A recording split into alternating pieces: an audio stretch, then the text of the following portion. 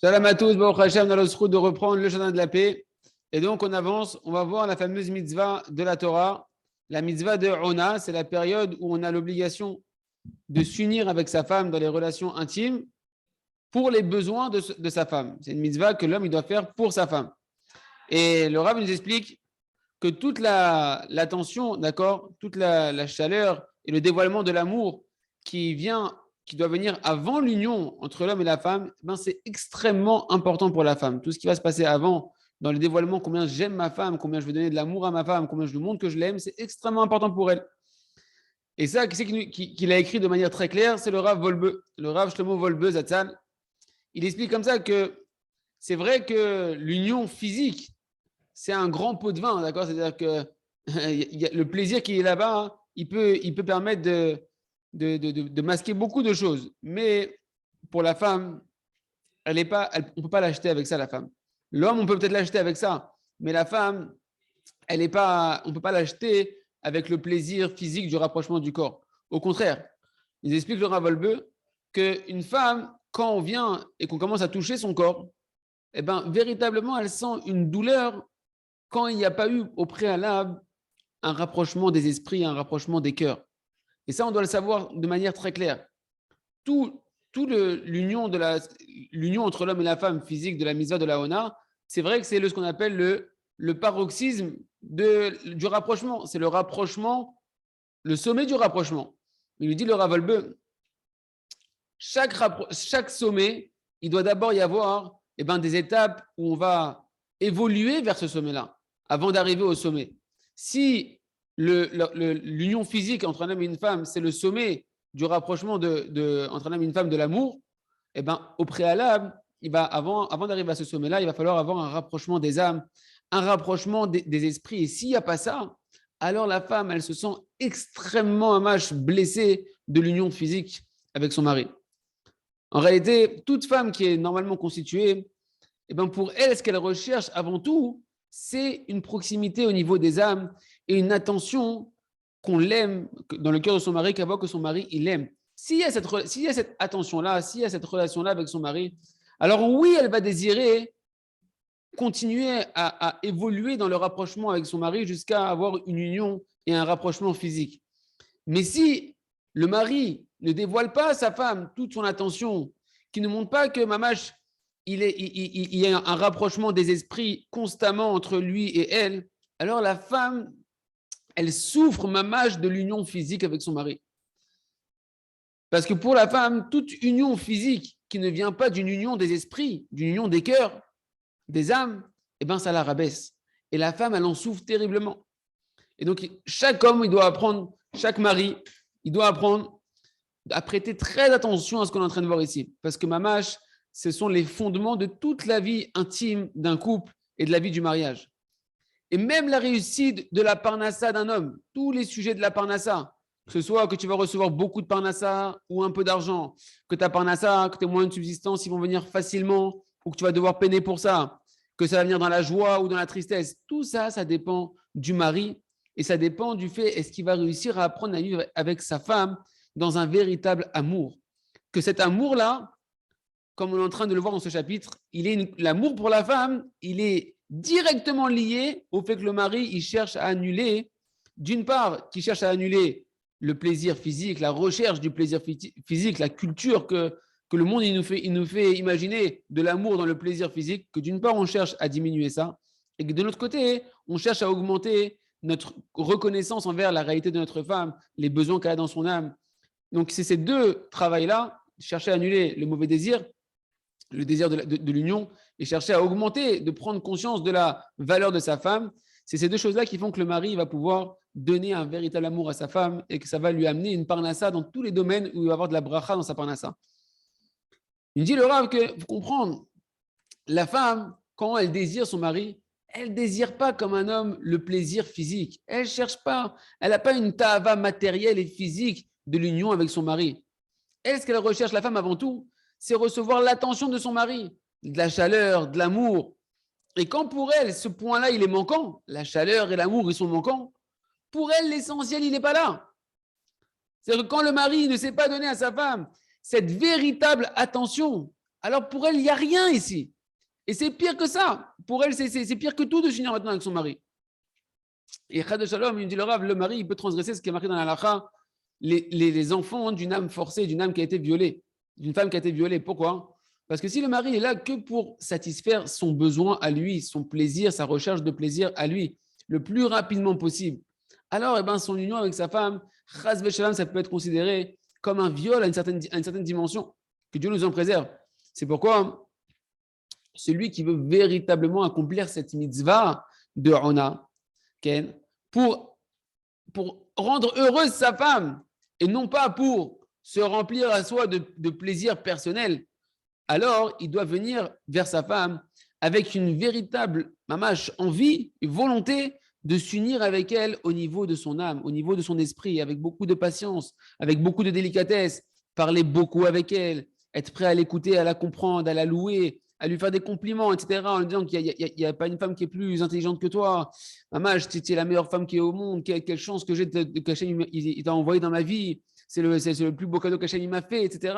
Et donc, on doit beaucoup prier à Kadosh Baruch Hu, auprès d'Hachem Yitbarach, qui nous donne toutes sortes d'idées comment pouvoir complimenter sa femme et lui donner de l'honneur et de l'amour. Il se trouve donc en réalité, l'acte intime en lui-même, bien qu'il est obligatoire et qu'il est nécessaire pour qu'il y ait une union, il ne peut se passer correctement seulement après que l'homme il se soit d'abord uni avec sa femme dans une union spirituelle, une union au niveau des esprits, au niveau des cœurs. Et si le mari il accomplit la mitzvah dans l'ordre qu'on est en train de le voir maintenant, alors c'est sûr qu'il va accomplir la mitzvah de Ona, de donner sa période à sa femme comme il faut et que la femme elle va être heureuse et comblée. Et ce qui est important pour nous, c'est que l'essentiel, on doit ici prêter attention de donner du kavod, de l'honneur à sa femme avant l'union, constamment, en particulier avant l'union, des compliments, etc. Et si ça manque, alors qu'il sache le mari qu'il n'a pas accompli la mitzvah de la ona, de la période qu'on doit donner à sa femme. Et alors, à ce moment-là, la femme, non seulement qu'elle n'a pas reçu ce qu'elle a besoin, mais pire que ça, elle ressent des grandes souffrances et une grande amertume à l'intérieur d'elle-même. Parce que c'est sûr que déjà de l'union physique, elle n'a pas profité. Parce que tout ça a été fait malgré elle. Et que lui, il était là juste le mari pour chercher à prendre son plaisir et à assouvir son désir. Et la femme, automatiquement, elle va se sentir brisée, elle va se sentir dupée, comme si on l'a menti, comme si on s'est servi d'elle, qu'on l'a abusée, etc., qu'on se sert d'elle pour pouvoir remplir son propre plaisir. Et c'est sûr qu'une telle femme, à ce moment-là, elle n'a aucune joie d'une telle union. C'est pourquoi, tant qu'un homme, il est un Baal Ta'ava, ça veut dire qu'il fait de la culture de ce plaisir-là, alors qu'il sache qu'il ne peut pas avoir de véritable shlom bayit dans sa maison. Entre parenthèses, j'ai vu des couples qui, pendant 20 ans, ils faisaient croire à tout le monde que c'était l'amour fou entre eux et que même à ce niveau-là, ils mettaient toujours l'accent sur leur relation intime. Ils ont divorcé, des gens très proches. Et la femme, elle a dévoilé que tout ce qu'elle disait devant tout le monde, qu'elle kiffait, etc., c'était du mensonge. Et au final, maman, j'ai vu de mes propres yeux comment quand les gens ils sont là en train de mettre le doigt sur ça, c'est du sheker. C'est du sheker. C'est à col sheker, c'est que du mensonge. Un homme ne peut pas avoir de véritable shlom bayit tant qu'il fait une culture de cette tava-là. Et il dit le Rav, Gami ininsa mishto, même s'il se trouve avec sa femme, Ken, du fait que toute sa volonté à lui, il cherche à remplir son propre désir, alors c'est sûr qu'il ne peut pas du tout accomplir la mitzvah qui correspond à la femme, qui est pour la femme. C'est une période qu'on va donner à la femme. Parce qu'écoutez bien, il faut bien comprendre cette nuance, ses amis, elle est très, très, très importante. L'essentiel de la mitzvah, c'est mitzvat onata. C'est sa mitzvah à elle. C'est pour elle qu'on le fait. C'est pour pouvoir combler les besoins de l'âme de sa femme et élever sa femme. Comme c'est marqué, vois comment vivre avec la femme. Il lui dit, Rabbi Nathan, dans Ilchot Pikadon, c'est quoi ce verset-là? Tu dois voir comment amener de la vitalité spirituelle à ta femme. Tu dois la remplir spirituellement, la combler spirituellement, ta femme. C'est pourquoi le mari, il doit apprendre à donner à sa femme toute l'attention et l'amour, et il doit bien, bien faire attention à ça, bien comprendre que toute cette union physique avec sa femme, que la femme elle peut avoir besoin, qu'elle peut sentir qu'elle a besoin de cette union avec son mari, c'est une raison qu'elle ressent au fond d'elle, c'est un besoin qui est spirituel. Elle n'a pas ce besoin du corps physique comme un homme il peut avoir. Parce que tout ce que la femme elle a besoin d'être avec son mari, Ken, c'est un grand besoin dans son âme qu'elle a besoin. Que pour elle, elle se sent qu'à ce moment-là, qu'elle est aimée, que son mari, il l'aime véritablement et qu'il fait un avec elle. Et automatiquement, s'il n'y a pas cet amour-là, alors la femme, et ça on le voit clairement, personnellement ou autour de nous, etc., la femme, elle n'a pas du tout besoin, du tout qu'on la touche. Et même durant toute sa vie, elle peut rester toute seule, la femme. Elle a pas parce que la femme, il faut comprendre que concrètement, elle n'a pas ce désir-là que l'homme, il a. Entre parenthèses, le Rav nous a expliqué que depuis la faute, depuis Matan Torah, à Matan Torah, on a tous été réparés du venin du serpent. C'est quoi le venin du serpent? On a vu dans le Zohar, c'est ce désir physique de la relation et de tous les plaisirs interdits de ce monde-là qui provient de la peau du serpent qu'on a eu après avoir fauté. À Matan Torah, on a réparé cette faute-là. Donc on nous a retiré à tout le monde, les hommes et les femmes, ce désir-là. Mais nous, on a fauté les hommes dans la faute du veau d'or, pas les femmes. Et donc nous, on est retourné dans ce désir-là, dans ce besoin illusoire de ce plaisir-là, tandis que les femmes, elles ne sont pas retombées là-dedans. C'est pour ça que les femmes, elles ne sont pas du tout sur ce sujet-là comme les hommes. Et donc la femme, elle peut rester toute sa vie sans qu'on la touche, sans aucun problème. Parce que, encore une fois, elle n'a pas de plaisir de l'acte en lui-même comme le mari, il a. Chez elle, c'est un besoin d'une union spirituelle avec son mari. Et au niveau spirituel, l'homme, il est comme Zeher Anpin. Zeher Anpin, c'est les 6 sphirotes, les sphères célestes qui vont déverser toute l'abondance des mondes d'en haut dans la royauté. Et la femme, elle est la dimension de la royauté. La royauté, c'est le Kéli qui va recevoir toute l'abondance des mondes d'en haut. En tout cas, la femme, elle a un besoin de recevoir l'abondance de son mari, mais pas le plaisir physique que nous, on peut imaginer. C'est pour ça qu'un mari qui est un Baal Tahava, qui n'a pas encore appris à travailler ce mauvais désir-là, alors il n'accomplit pas du tout véritablement la mitzvah qui incombe à la femme, qu'on doit faire pour la femme. Ce n'est pas Onata, ce n'est pas sa période à elle qu'il est en train de faire ici dans la mitzvah. C'est sa période à lui, c'est Onato, sa période à lui. Il est en train de se faire son propre plaisir à lui.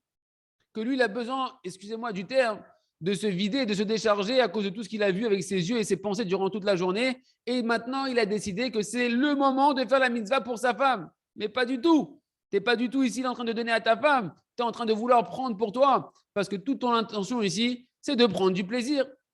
Et une telle union, les amis, sachez que la femme, profondément, elle n'en veut pas. Elle préfère dormir. Elle est fatiguée. Ça n'intéresse pas, ces trucs, cette porcherie, ça n'intéresse pas. Une femme normale, ça n'intéresse pas ces choses-là. Quand c'est que pour la tahava, que pour le plaisir, ça n'intéresse pas. Parce qu'elle, elle n'a pas du tout cette tahava de la débauche, comme l'homme. Et à plus forte raison que maintenant, elle sait qu'en plus, on va la forcer, que ce n'est pas une union intime des âmes, etc., qu'on ne cherche pas à la comprendre, à la complimenter, qu'on ne cherche pas à comprendre ce qui se passe avec elle, qu'on lui saute dessus. C'est sûr qu'un tel acte bestial, pour elle, elle se dit, c'est travail, je n'ai pas le temps, ça ne m'intéresse pas, tout ça, je préfère aller dormir, j'ai passé une dure journée, je préfère me reposer. Et ça, les amis, c'est un grand principe général. La femme n'a pas du tout, il faut sortir de ce dimion, de cette imagination que la femme, elle a une grande tahava comme le mari, que c'est un fantasme partagé, etc. Pas du tout, la femme n'a pas du tout ce mauvais désir-là, comme les hommes. La preuve, c'est que tu vois que les maris, les hommes, dès qu'ils voient une femme, ils la désirent. Peu importe ce que c'est sa femme à lui, c'est pas sa femme à lui, est-ce qu'elle est juive, est-ce qu'elle est goy, est-ce qu'elle est vieille, est-ce qu'elle est jeune. Et même si c'est qu'une photo d'une femme, même si c'est qu'un vêtement d'une femme qui est en train de sécher sur un endroit là-bas ou sur un mannequin, il peut déjà, le bonhomme, partir dans sa tête. Ça peut lui réveiller la tahava, le désir. Et c'est connu et évident que les femmes, elles n'ont pas du tout cette maladie mentale que l'homme il a. Tout le désir de la femme qu'elle a, le besoin qu'elle a, c'est uniquement quel est son mari, quel est un mari avec qui elle peut être. Et elles sont concentrées que sur leur mari et pas sur tous les hommes du monde entier. Et si tu vas me dire que oui, il y a une femme, parmi 1 million de femmes, qu'elle a cette tahavat niouf, qu'elle a cette débauche-là à l'intérieur d'elle, et qu'elle est née avec, il me dit le Rav, c'est sûr qu'elle, c'est un gilgoul d'un homme, c'est une réincarnation d'un homme, ou bien que c'est des hommes qui l'ont fait fauter dans sa jeunesse et qui lui ont fait naître en elle ce mauvais désir-là qu'à la base, une femme normalement constituée, elle n'a pas du tout. Une femme normalement constituée qui naît, elle n'a pas ce désir-là comme l'homme. Est-ce que tu as déjà vu une femme qui regarde des photos d'hommes et qui se met comme les hommes qui fantasment et qui sont des débauchés, etc., devant des photos en train de faire des films dans leur tête, etc. Ça n'existe pas, c'est très rare, c'est des choses qui... Ça n'existe pas une femme comme ça. C'est pour ça qu'il faut comprendre que la ta'ava de la femme, le désir de la femme, le seul désir qu'elle a, Ken, c'est que son mari soit avec elle. Et ça, les amis, ça dépend. Ce désir qu'elle va vouloir s'unir avec son mari, ça dépend de manière directe de la kedusha, de la sainteté du mari. Que plus un homme il va être kadosh, plus un homme il va travailler à son niveau à lui de monter en kedusha, en sainteté, à sortir de ce mauvais désir. Et donc, il va sortir de ce désir de la débauche. Plus il va monter et plus sa femme, c'est elle qui va le désirer. Mais si l'homme, il reste avec ce désir de débauche, Ken, qu'à son niveau, Hachem, il considère chacun en fonction de son niveau, bien évidemment, que Hachem, il considère que pour lui, à son niveau, à lui, ça s'appelle un défaut, un défaut qu'on lui reproche dans le ciel de débauche, alors tout le désir que la femme a pour son mari, naturellement, il redescend. Et plus un homme il est enfoncé dans cette ta'ava, dans ce mauvais désir, et plus la femme, elle est littéralement dégoûtée de son mari. C'est pourquoi, les amis, on a l'obligation de travailler, de prier à Hachem pour sortir de cette ta'ava, de cette illusion qui est la cause de tous les tourments des couples en réalité. Et regardez comment on finit sur ça dans Sefer Amidot, dans le livre de Rabbi Nachman, Sefer Amidot, dans le chapitre sur l'argent, Mammon. Il ramène là-bas une phrase qui est un peu incompréhensible, mais on va se concentrer sur une partie de cet enseignement. Il dit, celui qui fait une séparation, s'il y a un homme qui vient, qui s'amuse à faire une séparation entre un homme et une femme, et comment il fait ça? Et c'est ça qui est intéressant. Comment il le fait? Il va voir l'homme et il lui embellit sa femme à ses propres yeux. Il dit comment elle est belle ta femme, etc. Et d'un autre côté, il va voir la femme et il lui montre comment son mari, il lui rend dégoûtant son mari à ses propres yeux, jusqu'à ce qu'il arrive à les séparer. Alors cet homme-là, il va avoir des problèmes dans sa parnassa, dans son argent, etc. Nous, on ne va pas s'attarder, nous dit le Rav, sur la fin de cet homme-là qui s'amusait à faire cette saleté-là, qu'au final, ça va lui endommager son argent. On va s'intéresser sur la manière dont il a commencé à venir vouloir séparer l'homme et la femme. Qu'est-ce qui est marqué là-bas? Il fait quelque chose de pas logique. Il dit qu'il va venir et il va embellir la femme aux yeux de son mari. Au contraire, si tu veux faire une séparation, tu dois diminuer la beauté de la femme aux yeux du mari. Et il dit, regarde comment elle est moche ta femme, c'est une sorcière, regarde comment elle te fait souffrir, etc. Et de l'autre côté, il va voir la femme, il fait pareil sur son mari. Comme ça, on pensera nous qu'il faut faire une séparation, pour faire une séparation. Mais du fait que Rabbi Nachman, il écrit que pour faire une séparation entre les deux, d'Afka, on va aller embellir, on va montrer la beauté de la femme aux yeux du mari. On ne comprend pas. Eh bien, l'explication, les amis, c'est ce qu'on vient d'expliquer. Par rapport à tout ce qu'on a vu, on peut comprendre maintenant. Celui qui va aller embellir la femme dans les yeux du mari, qui va lui dire comment ta femme elle est belle, et donc qu'est-ce qu'il va faire? Lui rentrer du désir physique pour sa femme. Ça, là, déjà en ça suffit, d'accord, pour que la femme, ça va l'écarter de son mari. Et après, qu'est-ce qu'il fait, lui? Il va aller voir la femme, il va renforcer ça, il va dire, regarde, ton mari, etc., il a fait ci, etc. Et donc, la femme, elle se met, mamache, à ne plus supporter son mari, et elle ne peut plus supporter d'avoir une union physique avec avec lui. Et qu'est-ce qui se passe? Le mari, quand il voit ça, il commence à lui, il veut plus encore aller avec sa femme, et sa femme, comme il a plus de désir, elle ne le veut pas. Et le mari, il se met en colère parce que sa femme ne veut plus aller avec lui, et donc il la haït, etc., jusqu'à ce qu'il arrive à faire une séparation entre un homme et une femme. Ce qui est important pour nous, les amis, ce qu'on retiendra, c'est qu'il faut sortir du mensonge de ce monde-là, que l'amour, c'est le plaisir physique, que la femme, elle veut un plaisir physique. Savoir qu'au contraire, plus on est dans cette recherche du plaisir physique, et plus, comme c'est marqué, on avait vu le verset, l'état avaï evakesh nifrad, c'est une loi métaphysique, le désir physique entraîne la séparation. Et plus on va chercher à être kadosh, et plus notre femme elle-même, d'elle-même, elle va vouloir venir avec son mari et désirer l'union avec son mari. Et Rassel chez Kolze, Chazak, Venitrazek.